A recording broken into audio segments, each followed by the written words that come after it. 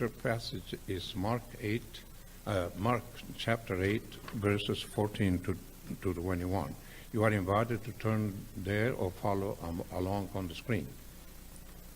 Okay, it is there.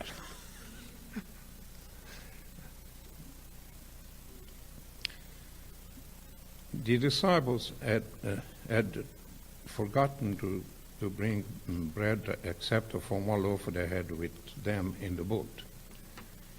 Be careful, Jesus warned them. Watch out for the yeast of the Pharisees and that of Herod. They discussed this well with one another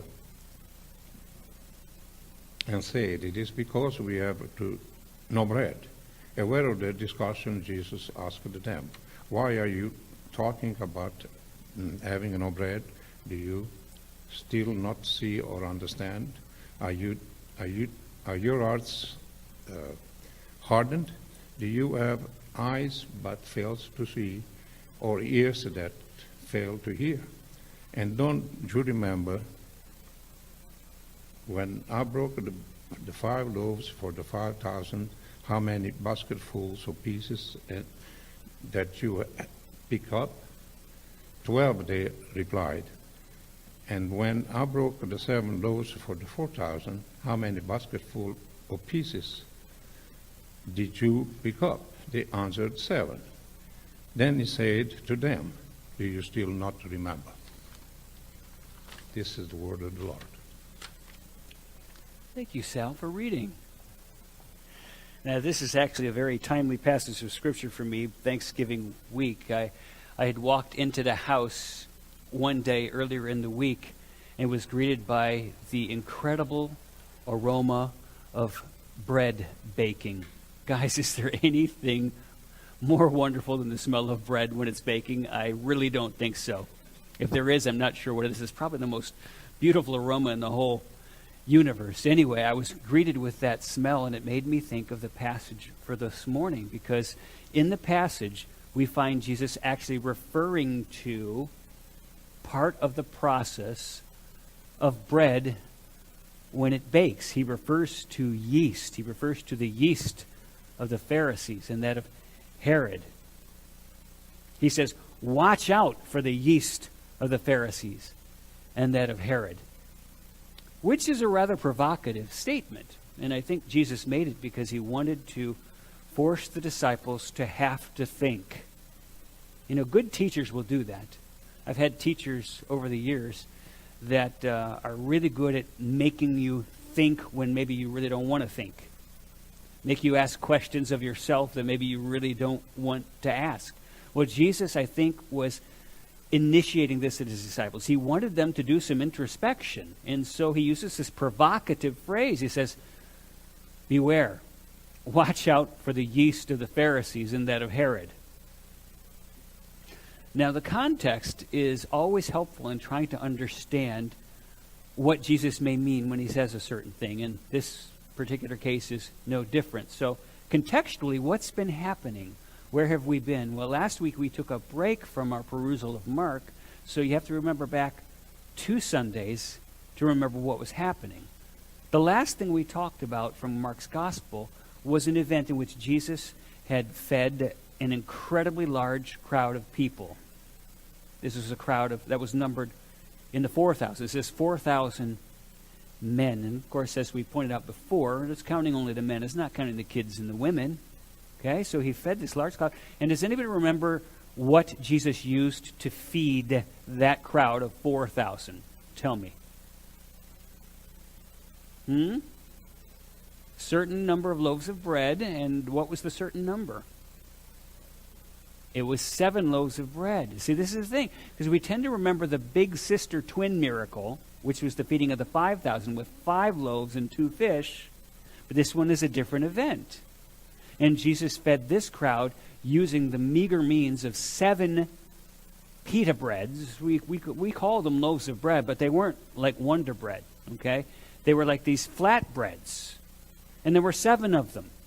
And Mark mentions, and also a few small fish, which was to point out the fact that there's no way that this stuff can go that far unless you're Jesus.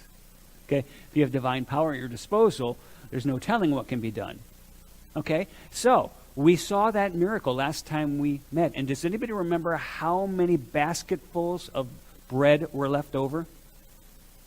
In this instance, it was 7. And a 7, of course, is a number that in the Scriptures denotes fullness or completion. And why that was important, as we pointed out this week, because this particular miracle that Jesus had just done took place in a Gentile region. It was the Decapolis. It was a region that was predominantly Gentile, whereas the big sister twin miracle, the feeding of the 5,000 with the 5 loaves and the 2 fish, that had occurred, most likely, scholars think, up around the shores of Bethsaida in the Capernaum area up there, which is probably around 1 o'clock on your dial, whereas this Decapolis region is down about 5 o'clock on your dial. Okay, so what you got is Jesus having presented himself as the bread of life, first in predominantly Jewish territory, and now, most recently, in Gentile territory. Extremely important, because Jesus has come as the Savior of all people, and not just a certain sect, or not just a certain race, or not just a certain geographical region. And he is showing his disciples, and he's showing people this, even in what he is doing. So it's very important. So that was the last thing that we saw happen in the Gospel of Mark leading up to today. Now, there is something else that happened, but we didn't look at it last time that we talked about Mark. That's because it was just sort of like an add-on, and I didn't really want to spend a whole lot of time to it. Actually, it's found in verses 11 and 12 of Mark chapter 8. We find that after Jesus had performed this incredible, miraculous mass feeding, some of the Pharisees once again came to Jesus, as we see them doing repeatedly throughout the Gospels. And they came to Jesus not because they were interested or they were curious, but because they were disinterested and they were not approving of him. And so they wanted to put him to the test. Now, you know what it's like to put something to the test in order to see it fail? You're going to push something to its limits to make sure that you see it fail. Well, that was the mindset of the Pharisees. They came to Jesus, and they wanted to test him yet again. And they said to Jesus, "Show us a sign from heaven." In other words, they are asking Jesus to prove his credentials yet again. Now, this always bothers me. It always irritates me. Because in light of all the miracles Jesus has done, why in the world would people come and say, "Show us a sign from heaven"? Because if you haven't been keeping track of the order in which events have transpired, let me remind you. Jesus has already restored normalcy to people who were born physically deformed. Jesus has already healed the sick in droves. He's already cleansed people whose bodies were leprous. He has already stilled the waves and the winds. He has already walked on the sea. He's already fed massive crowds of hungry people and cast out demons from a great distance. He didn't even have to be physically present to do it. He has even raised the dead. All of these things have already transpired, and yet here come the religious leaders of Judaism in that day to say, "Well, never mind all of this, Jesus, show us a sign from heaven." And it's like, to me, I'm like, how many signs does it take to prove to a person who's firmly rooted in disbelief that their disbelief is really a problem? Is there really a certain number of signs that you can see that will solve that problem for you? And that's one of the things that we're going to see as we go through the morning. The answer is no. So the Pharisees coming to Jesus on this occasion and demanding that he show them a sign from heaven as though he's being carded or something is really an act of insult to Jesus, in that all of these other signs are being evaluated by them and being deemed to be insufficient as credentials. None of it mattered to them.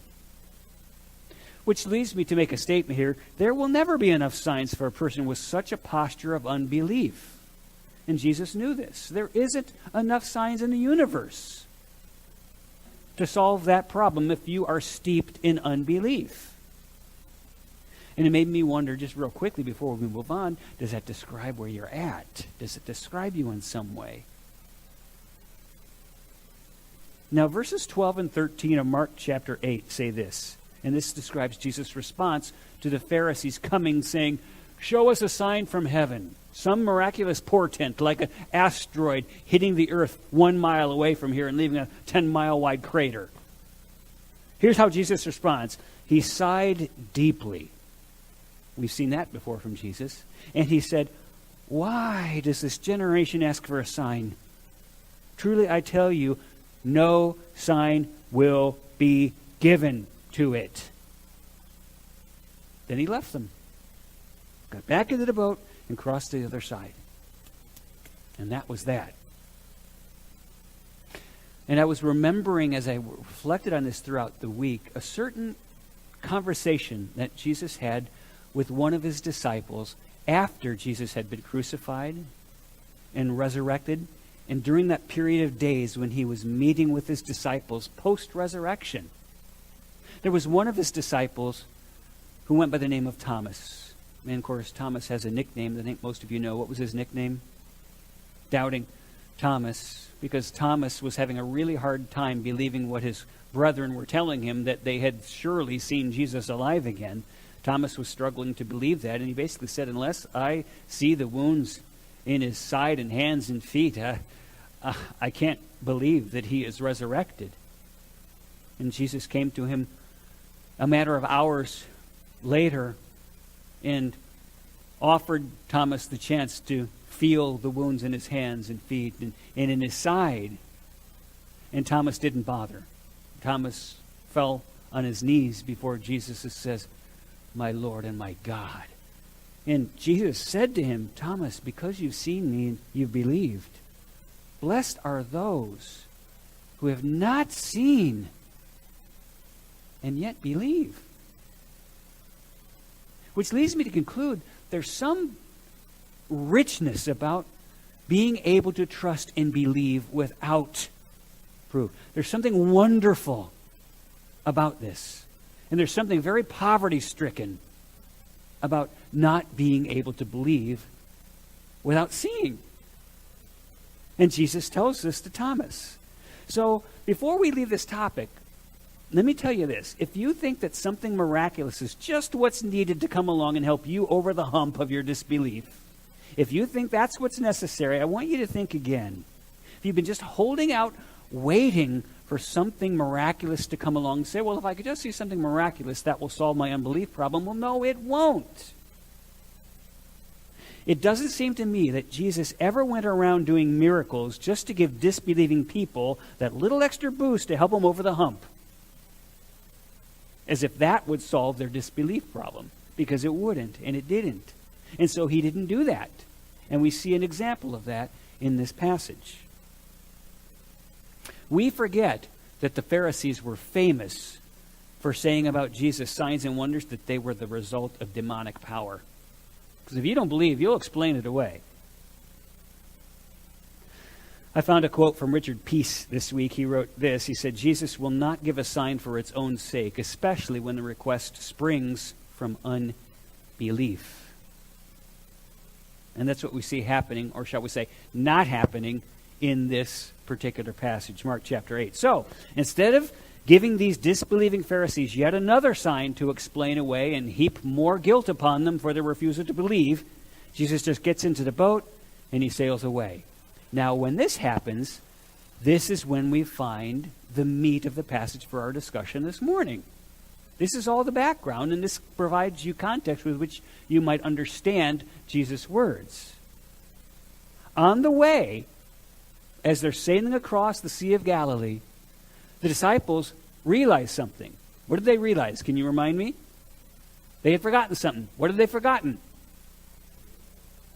They didn't have bread. They forgot to bring bread. And the passage tells us that there was one, I'll call it a little pita bread in the boat that they had with them. Well, I wonder how long that had been there. That doesn't sound too appetizing for me. Or maybe it was in somebody's pocket. I don't know. I don't know the origins of that one particular hunk of bread, but it wasn't enough. Now, I thought about this particular incident a lot this week. what was the worst thing you ever forgot? You know, this could be a fun exercise. Honestly, I think the worst thing I ever forgot was when my children were small. I don't remember the occasion, but my wife and I were leaving the house with the kids, and we were loading up the cars, and everything was in. She had one kid, I had one kid, and we were driving away. And I drive by in front of the house. I look, and in the picture window, in the front window of the house, there's Jessie. She's like, what? 2 or 3 years old, and she's just sobbing. She's panicking.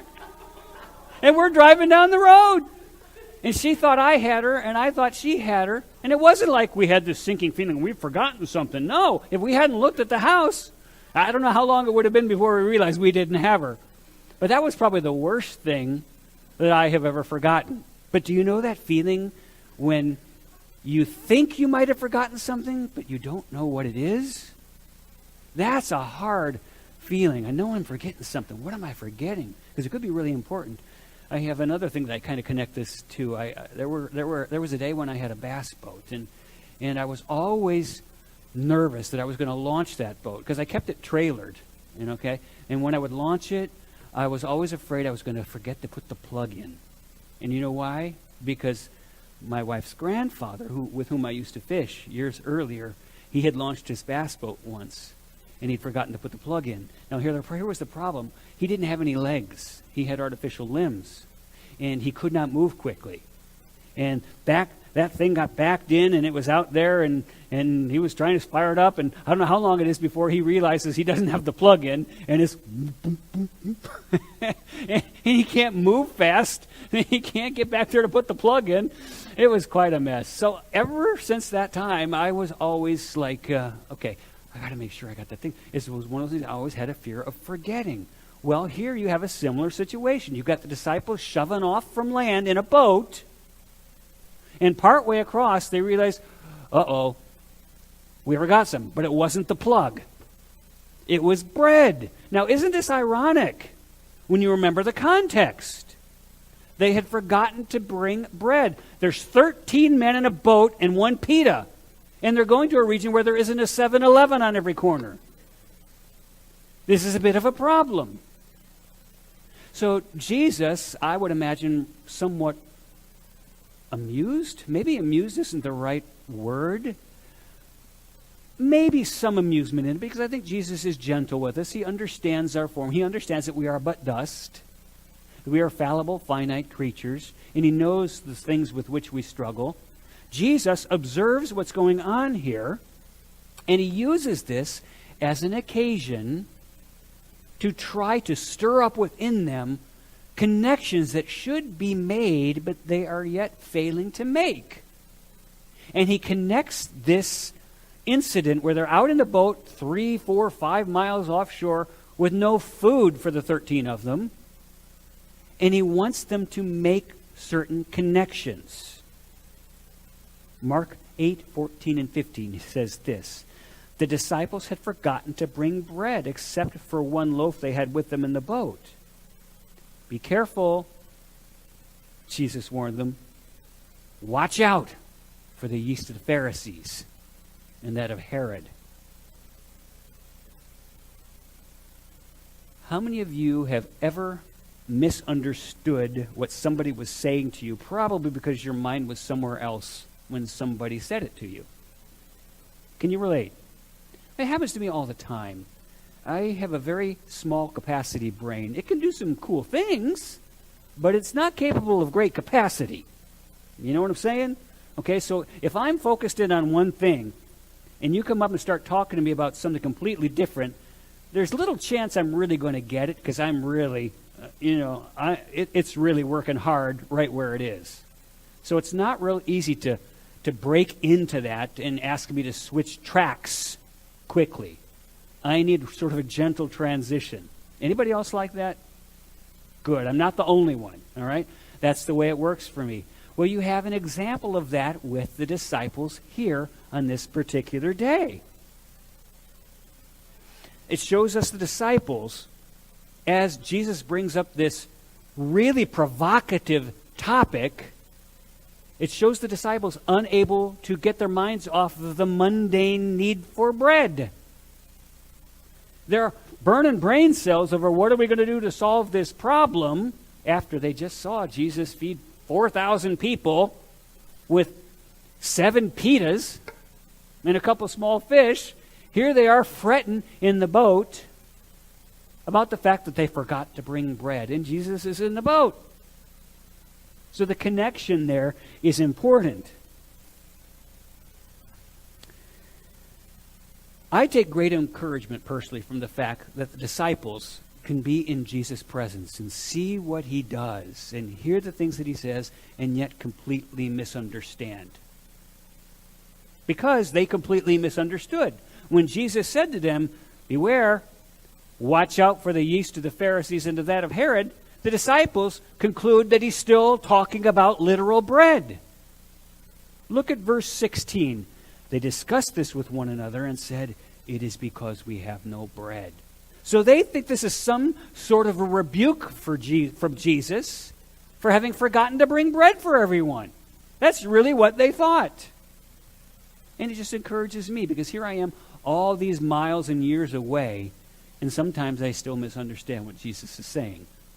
So it puts me in good company. Apparently that physical proximity didn't solve this either, did it? So what then do disciples do? They think Jesus has just given them some sort of a rebuke because they have been too dim-witted to remember to bring bread, which wasn't the case. But what do? I can see it now. I can see them starting to argue. I can see them start looking at each other. "I thought you were bringing that." "No, man. I thought you were bringing it. How do you expect me to remember? I had all these things. I don't normally handle the food. I handle it." I can hear them doing this. You know it happened. You know it happened. Don't miss the irony. Jesus had just fed 4,000 people with 7 pita breads.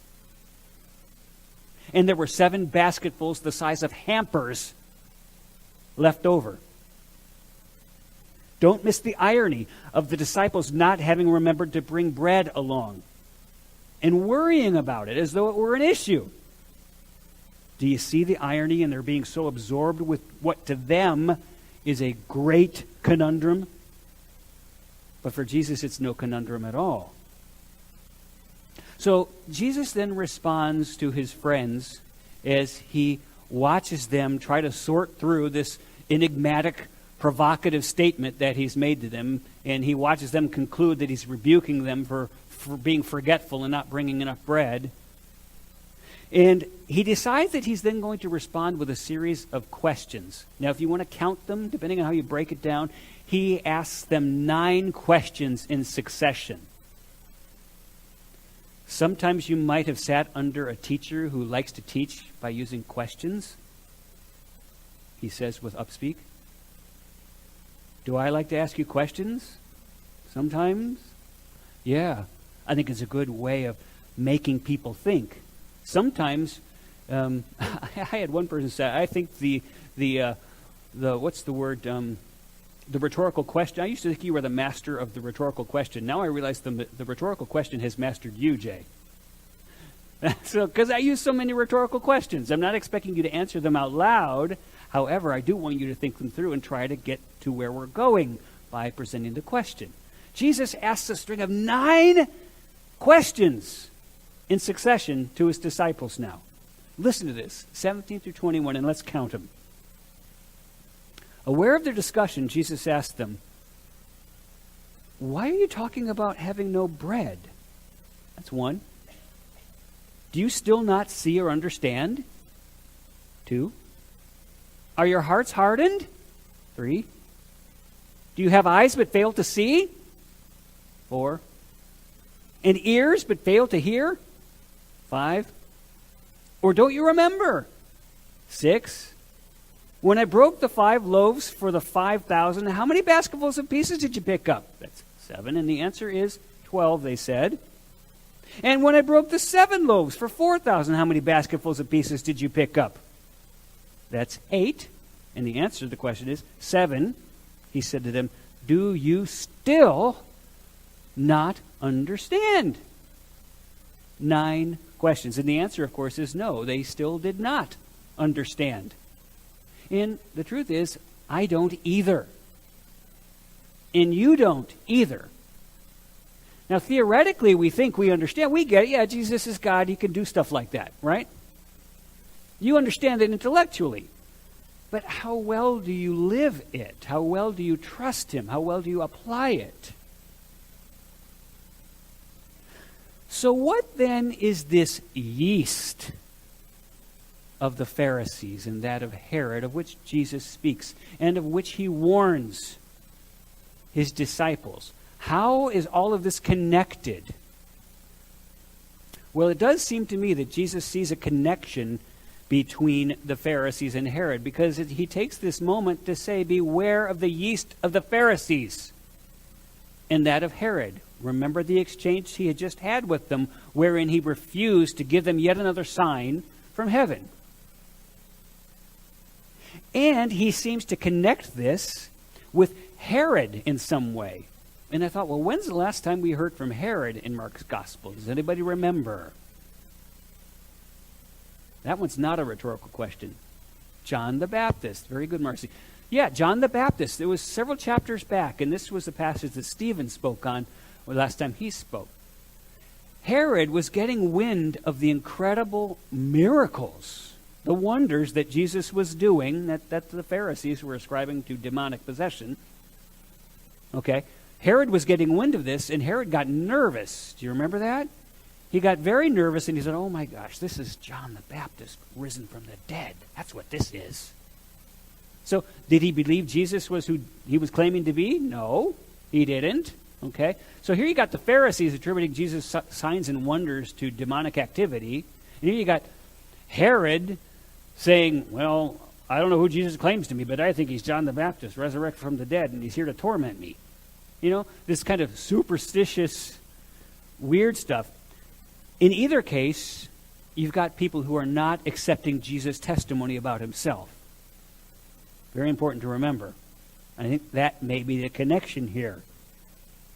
Now think more about this. The Pharisees, when Jesus says, beware the yeast of the Pharisees. Remember, they were a spiritually smug, position-conscious group of people firmly set in opposition to Jesus and what Jesus presented himself as being. And while claiming to be worshipers of God, what the Pharisees really worshipped was the traditions of their elders, traditions of the ancients. That was their God and their own performance. They certainly didn't embrace Jesus and worship him. And Jesus says, beware the yeast of the Pharisees and that of Herod. Well, Herod, we saw how he was superstitious here about the whole John the Baptist thing. He was an immoral man, was Herod. He was hungry for power. He was superstitious about Jesus. He certainly had no commitments to Jesus. What did Herod worship? Frankly, I think Herod worshiped whatever fed his ego. I think Herod worshiped whatever made him feel secure. He had this kind of rabbit's foot kind of religion, as I look at Herod. Whatever was going to give him a leg forward. Whatever's going to give him a hand forward. That was Herod. Now, what's consistent in both of these cases, whether it's the yeast of the Pharisees or the yeast of Herod, it's this. Neither party receives Jesus as Lord. Neither party was willing to build their lives around Jesus. Jesus spoke of the yeast of the Pharisees and that of Herod. And I did a little bit of study on yeast this week, which was kind of interesting because I'm not a baker and I don't know much about yeast and how it works and stuff like that. There are all kinds of yeast. There are thousands of kinds of yeast. And yet they're all under the heading of yeast. And I thought about the differences in unbelief. The unbelief of Herod is not the same as the unbelief of the Pharisees, is it? They're rather different looking in the way they manifest, and yet they're complete disbelief in Jesus. So it seems to me that when Jesus says to his disciples, watch out, beware the yeast of the Pharisees and that of Herod, I think he recognizes that his disciples are still susceptible to the influence of various winds of thought that are swirling all around them, and that his disciples were still somewhat sluggish to become firmly, securely tethered to Jesus. Placing their trust in Jesus in every situation and for everything. I think Jesus recognizes that they're still not there.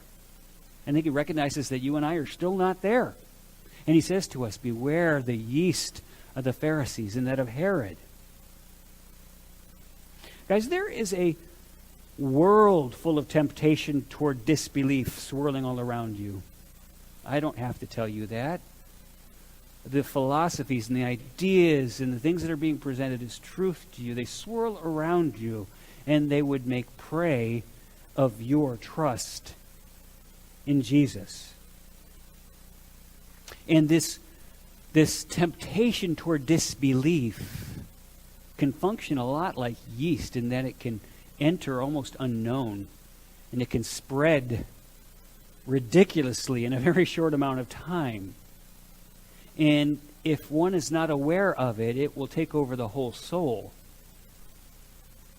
But you have got many forms of disbelief swirling around you that would eat away at and corrode your position of trust in Jesus. And it's good to be aware of it and to think, what could Jesus be saying to me when he says to me, beware the yeast of the Pharisees and that of Herod? What two symbols would he have chosen if he were saying that to you today? I wish I had thought through this early enough, maybe so that I could suggest a couple. I don't know, but you've got good minds. You'll come up with some good ones on your own. But beware of it. Now,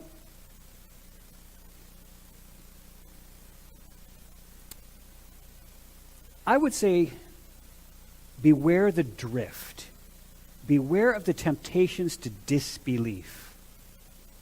And I put this on the screen for you. I kind of thought, okay, if you think about the Pharisees, typically you think of legalistic performance. You think of that rigid, external, rule-keeping approach to God. Do the disciplines and do them right. Fail to, then you're on the outs with God. There's that kind of an unbelief. That isn't unbelief in Jesus. That's rather dependence upon yourself.